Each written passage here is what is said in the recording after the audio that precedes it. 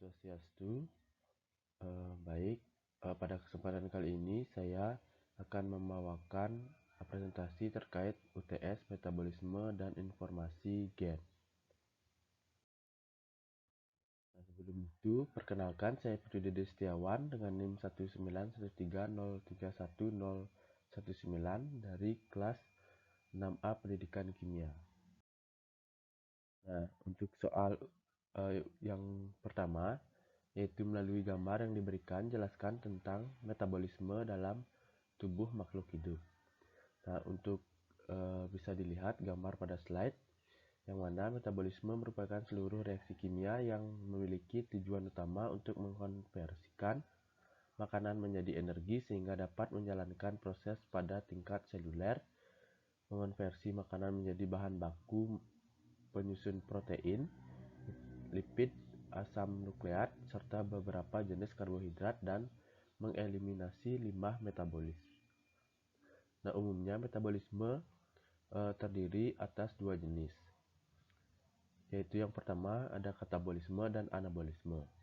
Nah, pada katabolisme, reaksi untuk menghasilkan energi dengan cara mengurai senyawa organik menjadi senyawa sederhana, seperti pemecahan glukosa menjadi pirufat oleh proses respirasi seluler. Dan tujuannya adalah untuk menyediakan energi dan komponen yang dibutuhkan oleh reaksi anabolik untuk kerangka menyusun molekul.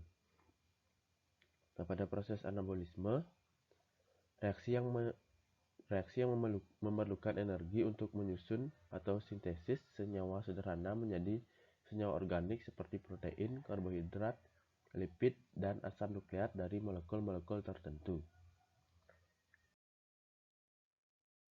Itu tadi jawaban soal nomor 1. Yang selanjutnya yaitu soal nomor 2. Jelaskan struktur dan fungsi biomembran. Nah, bisa dilihat pada slide untuk gambar dari biomembran.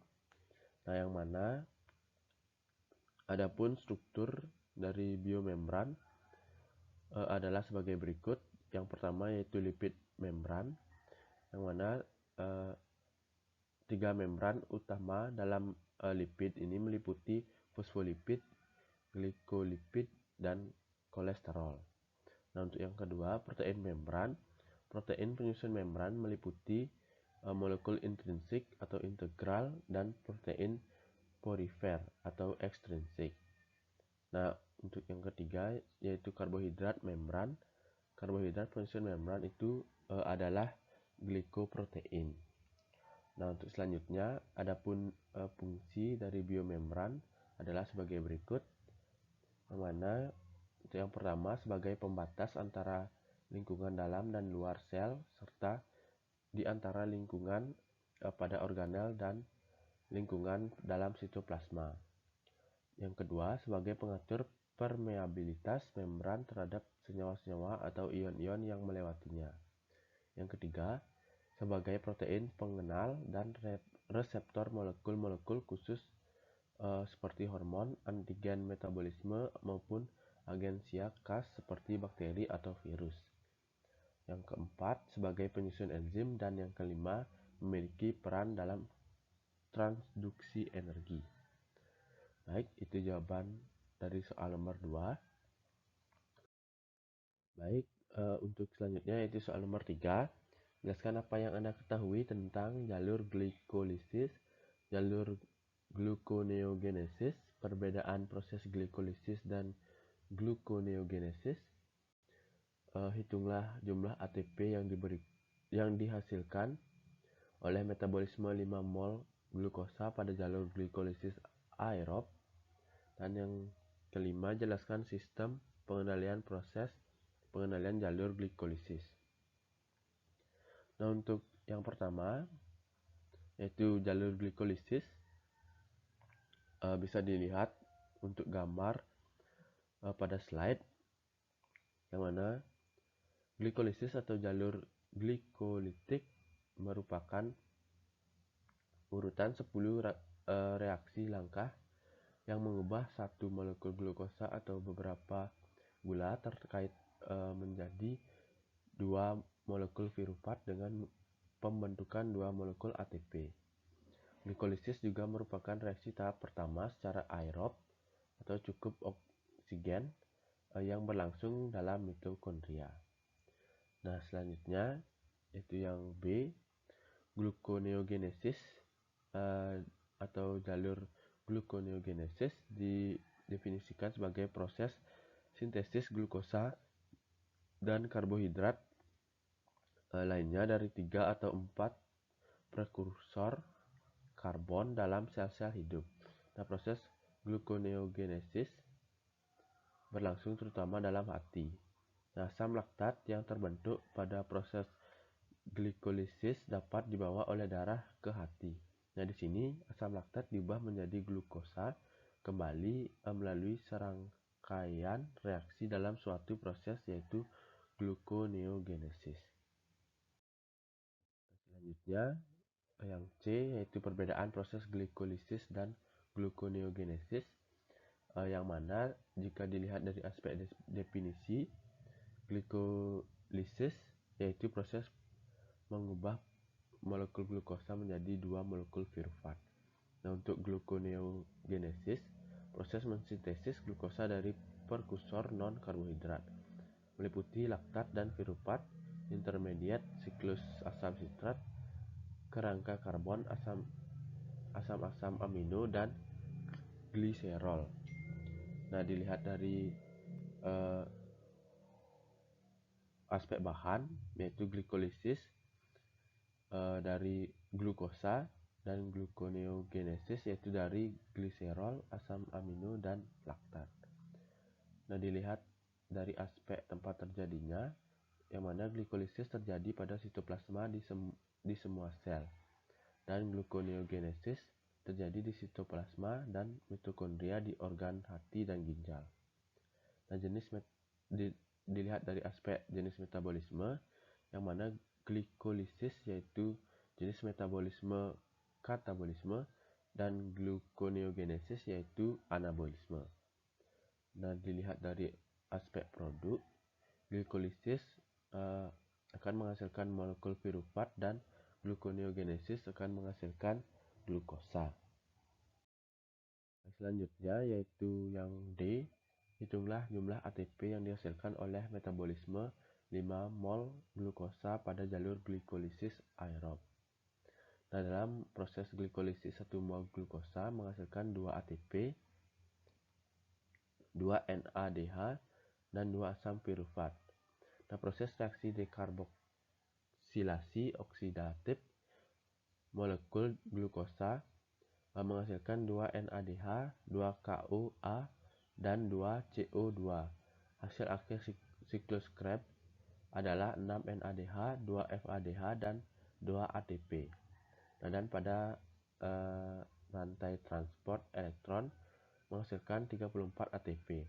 Maka apabila metabolisme 5 mol glukosa pada jalur glikolisis aerob akan menghasilkan 10 ATP, 10 NADH, dan 10 asam piruvat.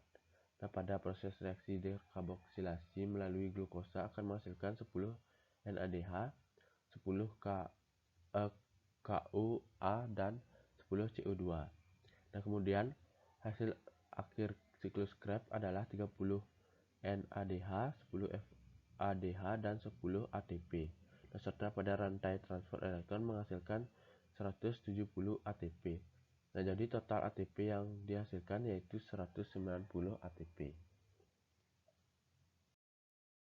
Selanjutnya yang E, jelaskan sistem pengendalian proses pengendalian jalur glikolisis.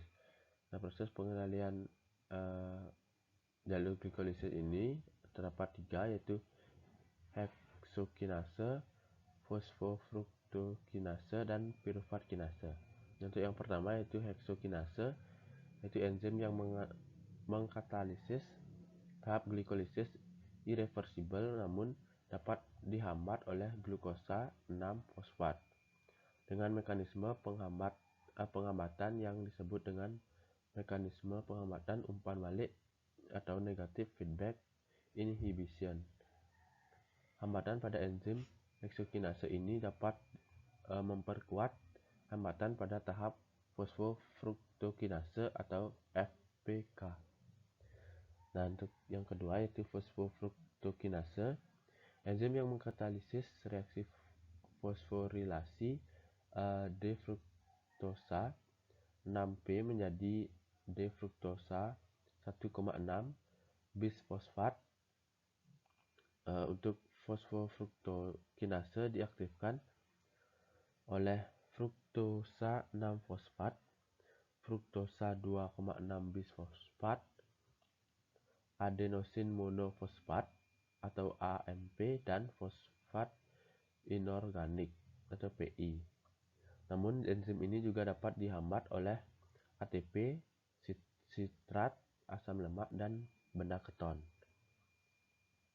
Selanjutnya yaitu piruvate kinase, enzim yang mengkatalisis reaksi perubahan fosfopenol piruvate menjadi enol piruvate. Piruvate kinase diaktifkan oleh fruktosa 1,6 bisfosfat, sedangkan ATP dan asam amino alanin dapat menghambat secara allosterik enzim ini, sehingga glikolisis menjadi lambat, yang menyebabkan persediaan ATP serta prekursor biosintetik menjadi melimpah.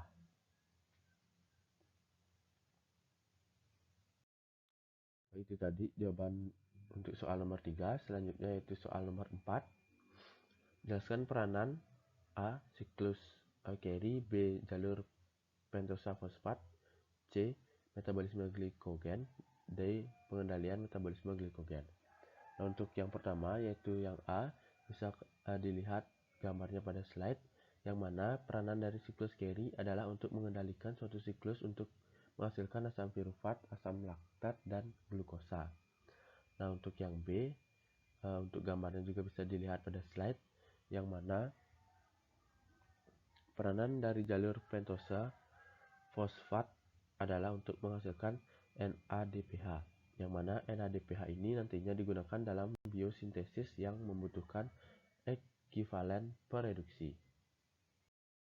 Selanjutnya yang C, yaitu peranan dari metabolisme glikogen adalah untuk mempertahankan kadar glukosa darah, yang bisa dilihat pada slide.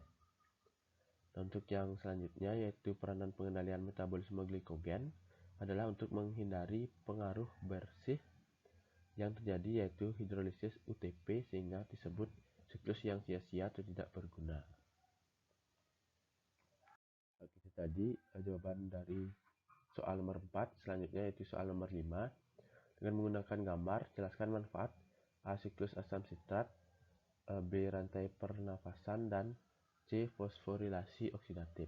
Untuk yang pertama, A. Manfaat siklus asam sitrat adalah sebagai lintasan terakhir bersama untuk oksidasi karbohidrat, lipid, dan protein, dan juga sebagai penyedia energi tubuh.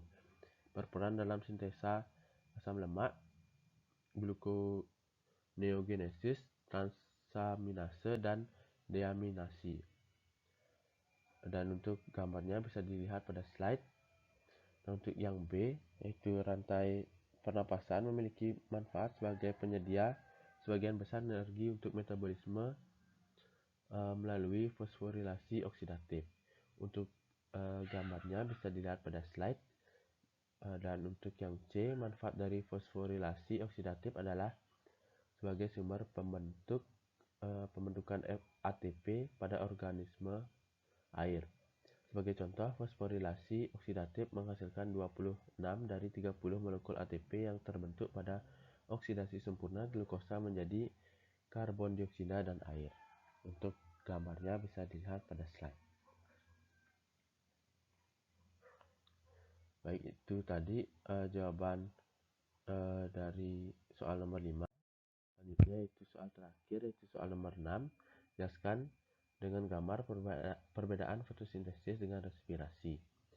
Nah, perbedaan fotosintesis dengan respirasi dilihat dari tempat terjadinya, yaitu respirasi terjadi pada mitokondria dan sitoplasma, dan sedangkan untuk fotosintesis itu terjadi pada kloroplas. Nah, dilihat dari kebutuhan cahaya, yang mana respirasi tidak bergantung akan cahaya dan fotosintesis tergantung akan cahaya. Nah, dilihat dari energi, respirasi melepas energi dan fotosintesis menyimpan energi. Nah, dilihat dari bahan baku, respirasi bentuk dari glukosa dan karbon dioksida, dan sedangkan untuk fotosintesis itu dari air dan karbon dioksida. Nah, untuk dilihat dari reaksi utama, respirasi merupakan reaksi aerob dan reaksi anaerob, sedangkan fotosintesis yaitu reaksi terang dan reaksi gelap. Baik, itu tadi pemaparan terkait UTS, metabolisme, dan informasi gen. Sekian yang dapat saya sampaikan. Mohon maaf jika ada salah kata. Mohon dimaafkan. Dan saya tutup dengan Pramu Santi. Om Santi Santi Santi Om.